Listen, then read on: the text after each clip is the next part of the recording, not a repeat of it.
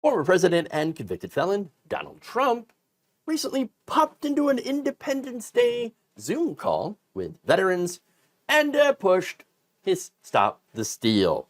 That's right, popping into the call. By the way, here are pictures from the event. It's my honor to speak to our great veterans and their families in Wisconsin and Florida tonight.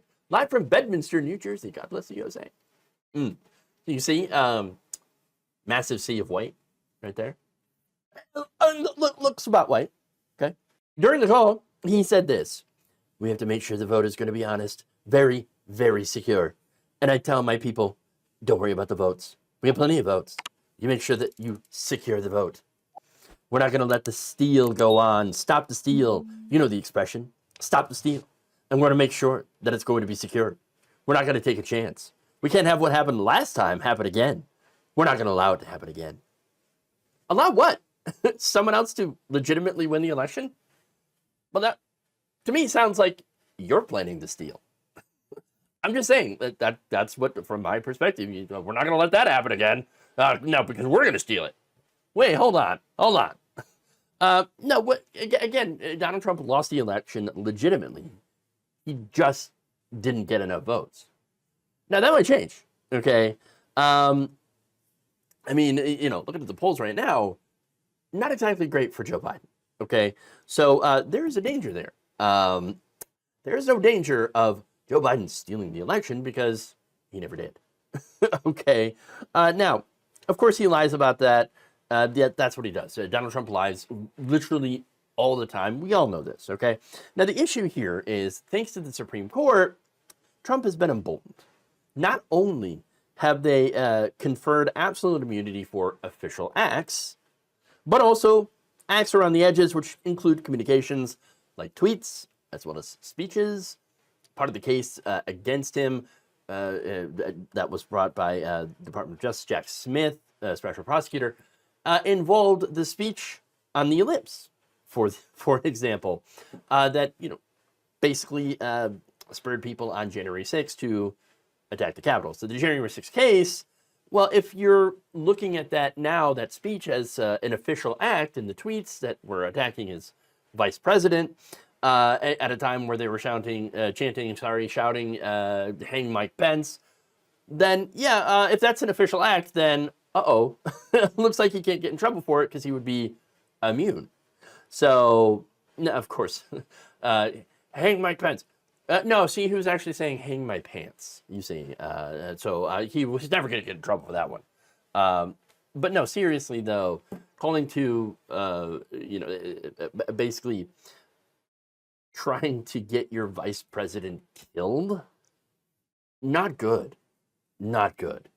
And you remember, this is Cassidy Hutchinson, I believe, where she recalled a conversation where he was told, hey, your vice president's he's in danger, okay? And so maybe you need to, stop saying these things, stop posting these things.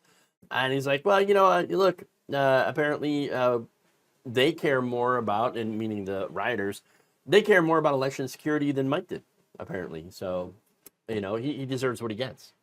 So, no, but that's all now, thanks to the Supreme Court, protected. That is, he is now immune, apparently, because that's part of his official duties. And so that's disastrous. And if that's not concerning enough, the cases against Donald Trump himself, the other cases, are now more difficult to prosecute and will likely not happen.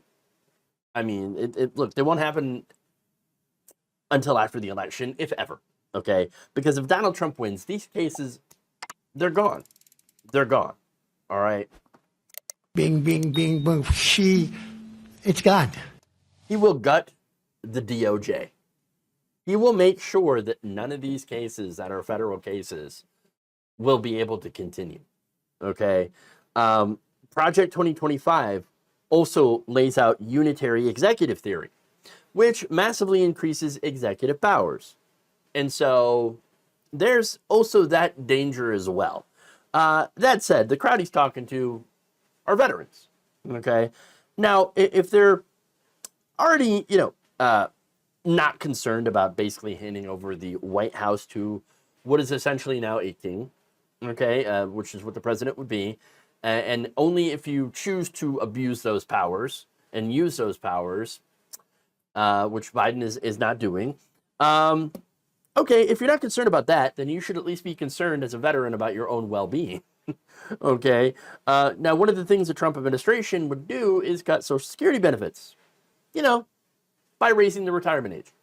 Okay, that's one thing.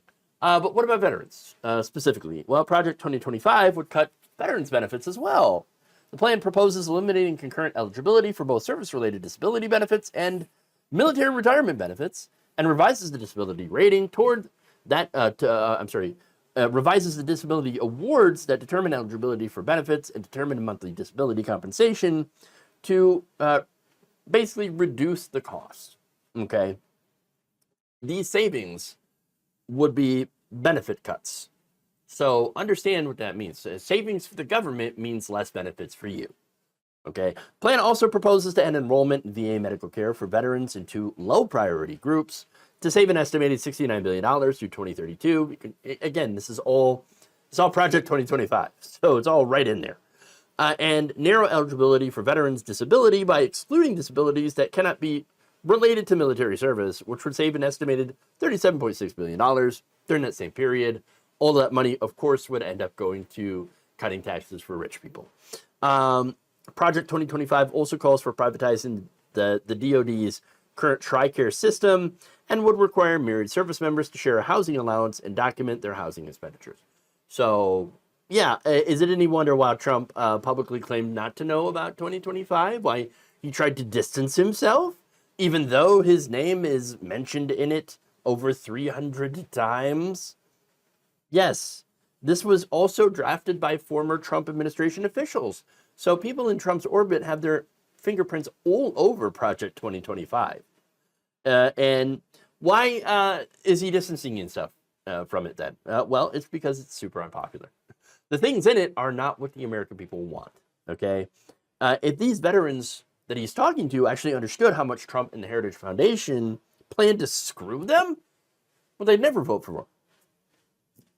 But because they're in a cult, because they believe in this election fraud stuff, and do not believe it when we show them the things that Republicans say they plan to do when they get into power, okay? Like, you can show them a video of, hey, this is a Republican literally saying, now we're going to cut veterans benefits, we're going to cut Social Security. They're going to be like, fake news. Fake news. I don't believe it.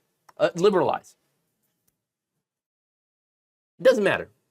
Once you fall into the lies and distortions of this con man and his friends, it's very, very hard, if not impossible, to get you back to reality.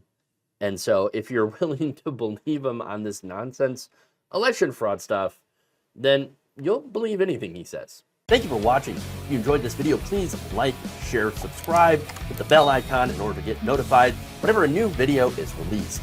And if you want to support independent, progressive media through this difficult time where it seems like everybody is shutting down, you can become a member on our YouTube page, you can become a subscriber on Facebook, or you can go to my Patreon.